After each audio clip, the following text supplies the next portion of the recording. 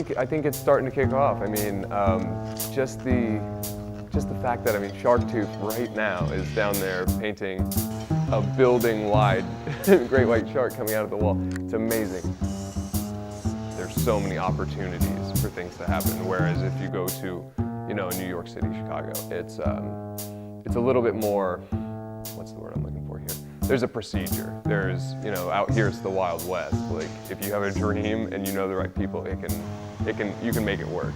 And there's so much space to work down here, and it's amazing. I mean, you have the Fusner right there, you have the Textile Museum, you have all these pop-up galleries coming up, and now we're adding the mural scene in. It's just so good. Like, there's really cool things happening. I would say, you know, if they were an artist and they wanted to, you can get some studio space. There's opportunities to do really cool stuff. There's people that are very well connected here. You have proximity to big cities, Miami and elsewhere. You have an international airport right in the city. It's a good place to start. It was where I got my start. That's what I was told. For the last 2 nights, I got done about 3 o'clock this morning on this one.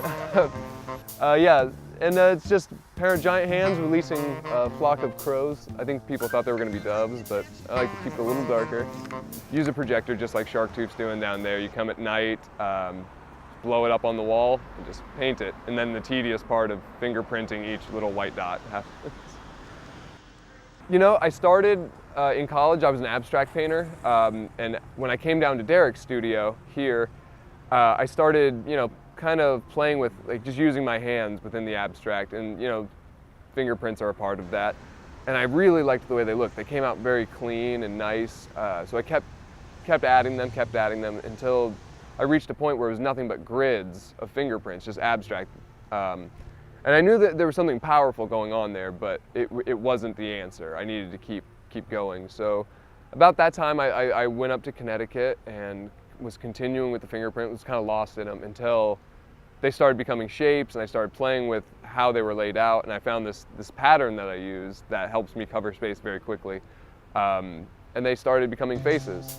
The first ones were terrible. They were just kind of very abstract, very surreal, but as I continued doing it for a couple of years, they really started to get almost photorealistic. What's next? I have a whole series of work. I'm going to try to capitalize on any press that I've gotten over the Basel Week and from this, and I'm going to just keep doing it, just keep pushing, keep pushing, keep pushing.